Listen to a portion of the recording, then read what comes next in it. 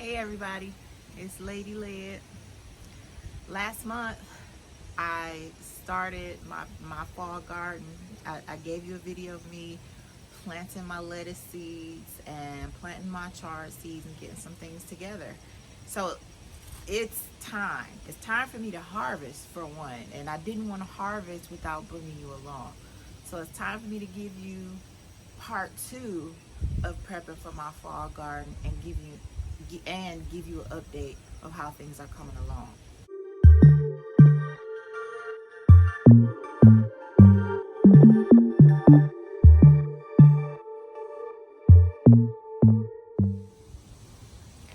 Y'all are not going to recognize the lettuce that I planted.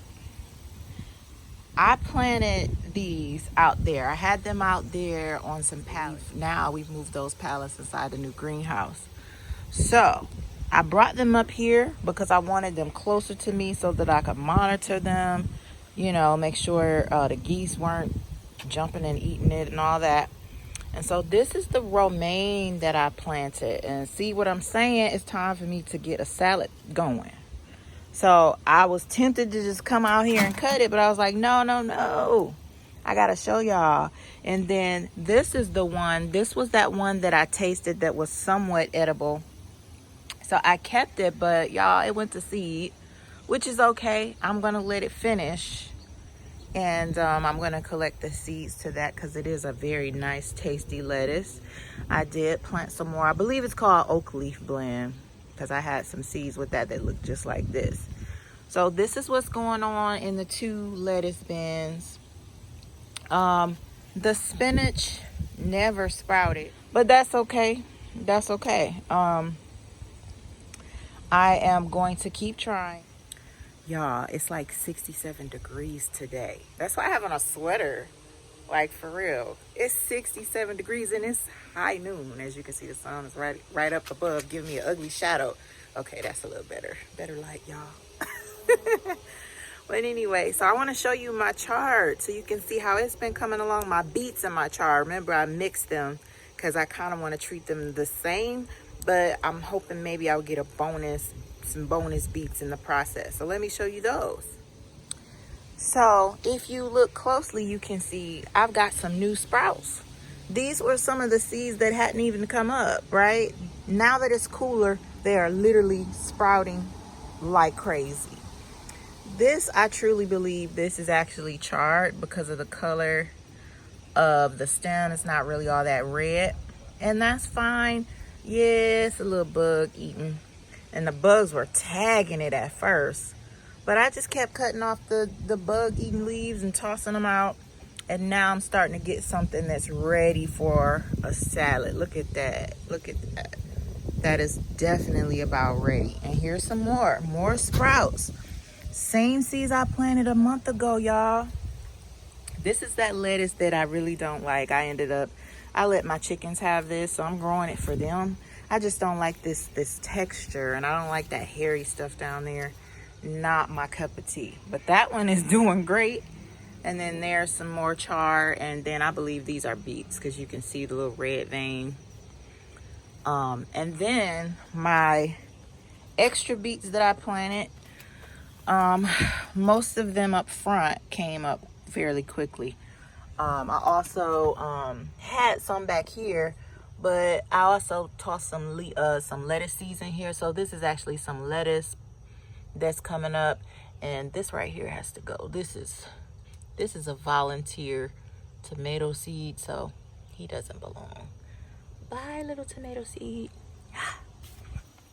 Anyway, so the whole point that I kind of wanted to show you with these seedlings coming up is that sometimes you plant things and the timing just isn't right. A month ago, too hot. Now after that storm, Sally came through. It rained really hard, but everything fared okay. It was really soggy for a few days, and then yesterday was really kind of cold. Like, in my opinion, it was cold. Today is very pleasant. I need a sweater because I don't like too much air, but Now, y'all, now the weather is really cooperating. So I'm going to I want to show you my kale that I sowed indoors. I'm going to show you my bug eating broccoli and cauliflower, and then I'm going to show you what I'm doing about it. So keep watching. All right, so here is another one, just another one of those lessons, right? I planted this kale. I planted this kind of together because I'm kind of, I didn't mind it being close because, I kind of eat kale like a salad. And that is some of that blue kale. This is curly leaf kale. As you can see, it's a little bug ridden. I just keep coming out here and I just pluck off the bug eating leaves. I make sure there's no bugs on them. And then I kind of check the back of the leaves. I try to do it daily as often as I can, but sometimes I miss and then I come out and the whole thing is eaten up. Let me show you one that's gotten eaten up totally. This had the same as this, and for some reason the bugs devoured this. So this is a lost cause right here. Well, maybe not this one. This one might still be alive. I'm gonna leave it alone. But that's just what happens. I'm not using pesticides, so bugs are going to eat things. But all is not lost. Just pick off what's dead for now, right? But let me show you how sad is this cabbage. I planted some cabbage seeds and I only sowed a few seeds. That's why it's really, this is so sad. I'm telling you, I couldn't get it outside fast enough into the sun and it got really leggy. This is like the only halfway happy cabbage leaf we got. But that's okay. I'm gonna plant some more seeds, y'all. So this kale, this cabbage over here is a wash. But this kale, I'm gonna transfer the kale into a bigger container. And I'm going to use this for salads. And then I'm going to sow some more cabbage seeds. And I'm also gonna sow some more broccoli and cauliflower. Now, I'm gonna show you my sad cauliflower and broccoli and cabbage, but you gotta promise you're not gonna laugh. I'm gonna show it to you, okay? Can't laugh. This is it, y'all. These bugs, those purple and green cabbage worms have been having an absolute field day, right? So what I do when I find the cabbage worms, or if I feel like the leaf is just too eaten, I just pinch it off, right? And I give those to my chickens.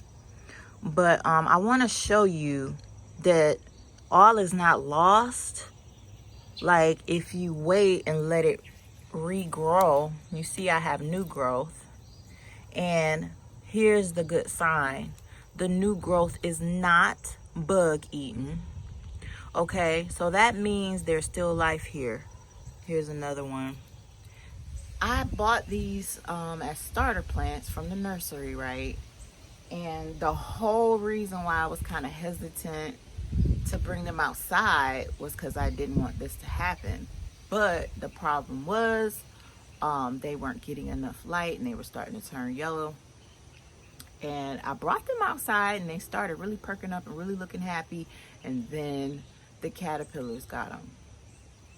So I just wanted to show you this so you could know, just because the caterpillars attack, you can remove all the leaves that the caterpillars get, but you got to make sure you get it out of the caterpillar's way for a little bit so that they can regenerate, right? So because we had those days of rain and then it kind of got cool, that kind of gave them a chance to come back to life. So I am going to get these in some bigger, I'm going to put them in a bigger cement tub and I'm actually gonna try and put it in the greenhouse and see if I can just get them to grow just a little bit faster, so they can get a little bit bigger. And then depending on how well they grow in the container,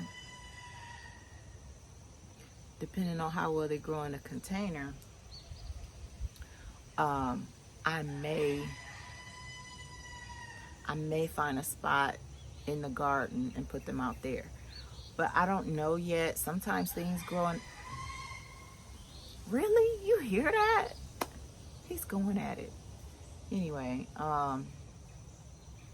sometimes things do super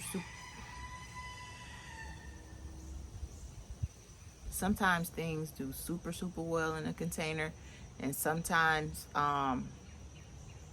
the growth is kind of stunted. So if I see that that's happening, then I'll transfer them to the ground. I do have a place in mind out there near my okra. I'm just not ready, y'all, to go out there and get that soil turned up. But I may have to.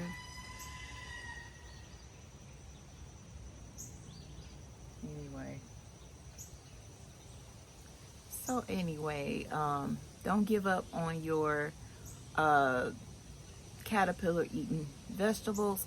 Keep working with them. Keep trying to keep them alive. Just keep pinching off the ugly stuff and see if you can give them a chance to regenerate. All right, y'all. Before I start transferring these into this container right here, okay, I gotta let the geese have an interlude.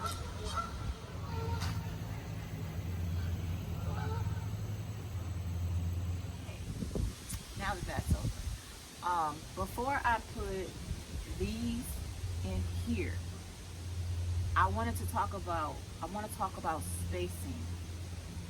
Now, I know you've seen me grow lettuce close together. You've seen me grow kale close together. But if I expect to get broccoli or cauliflower or even a decent sized collard green, I'm going to have to give them space. So I'm only going to put one plant in each corner. So I'm giving it maybe 10 inches apart, not quite 12. So I'm only gonna put 6 to 8 plants here. So that means all of these are not gonna go in here. I'm going to leave some and put them in another container. But spacing is really important when it comes to these if you want to get a decent production of broccoli or cauliflower. And even this, if I don't give it the right, if I don't feed it in time or give it the right conditions, the production will be small. So I'm gonna have to stay on top of this and make sure I'm monitoring the growth of it. I'm gonna get these in and we'll go from there. I'm gonna start with my sad cauliflower. This is a snowball variety. I don't know what happened to the label, but I know it's snowball because I still got my broccoli labels, and obviously I can tell what the cabbage is. You can see this plant definitely was ready to get out of that container. Look at that. I'm gonna separate it a little bit.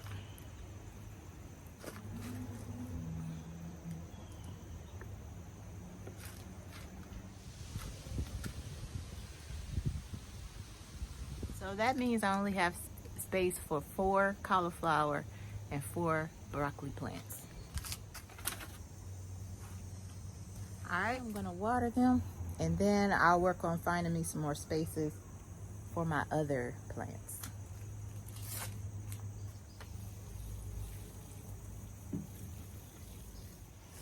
Now, it's really tempting to want to try to fill in this space with one here and maybe another couple in the middle. I'm not going to do that because I really want these to give me some I want them to actually give me some florets. I want them to actually create a bulb of cauliflower.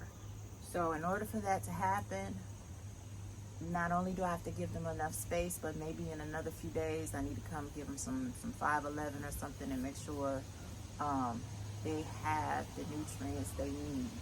Because y'all, I love garden fresh broccoli and garden fresh cauliflower. Once you taste that, it's very hard to adjust to the stuff in the grocery store. I mean, you got to do what you got to do. I still eat frozen broccoli, but there are sometimes I open that, I eat that broccoli and I'm like, ugh, this is not what I remember tasting from the garden. So I'm going to have to also keep my eyes out for those caterpillars. I'm not going to sprinkle anything on here. I could, if I had some netting, I could try that, but even that's not 100% because you just don't know at what point the butterfly laid the eggs. So it's a constant just monitoring of things. So that's what I'm going to do. I could take them in the greenhouse, and I may end up doing that. It just, you know, depending on the weather and all of that and the progress that I see. But right now, this is where I'm going to start. So I've got my kale to get planted, and then we're going to wrap it up. This bed right here, I had it out by the water, and my hope was that I was going to have some spinach in here. As of right now, none of it has sprouted. And okay, it may, I don't know, I'm not going to worry about that. I still may plant some more, especially now that it feels cool. But right now, I need to get my kale that's already alive, already growing, into more soil. So I'm going to put my kale here and let it grow like lettuce, basically. Just kind of let it bunch together. I'm not really worried about, you know, I'm not going to do it like I did my broccoli and stuff over there.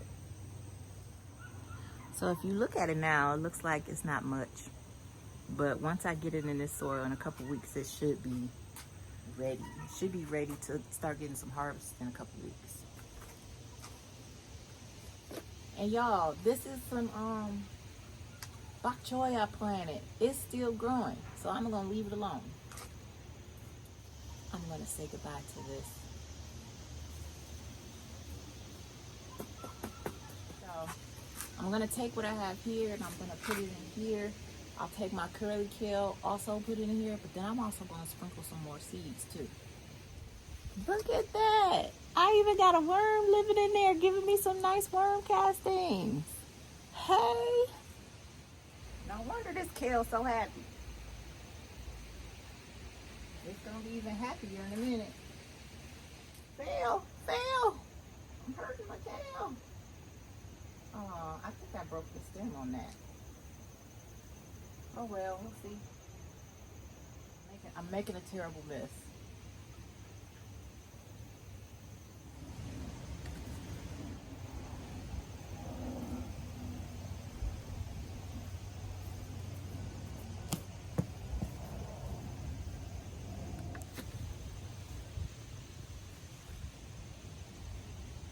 You may notice that I didn't even bother to separate those.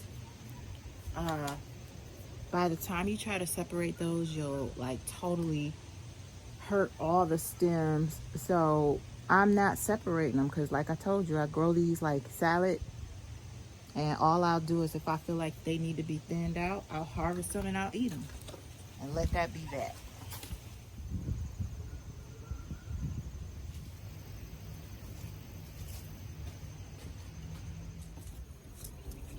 All right, these were the two varieties that I initially planted anyway. So I'm just gonna take a little bit of each of these and just sprinkle them in here. So these are the blue dwarf curled kale. I'm just gonna sprinkle it in that gap right there.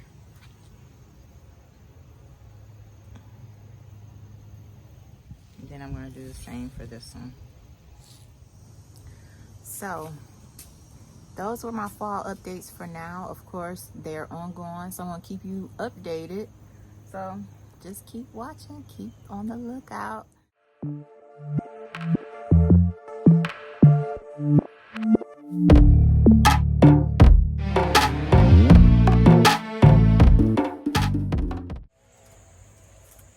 All right, I got me a nice little snack.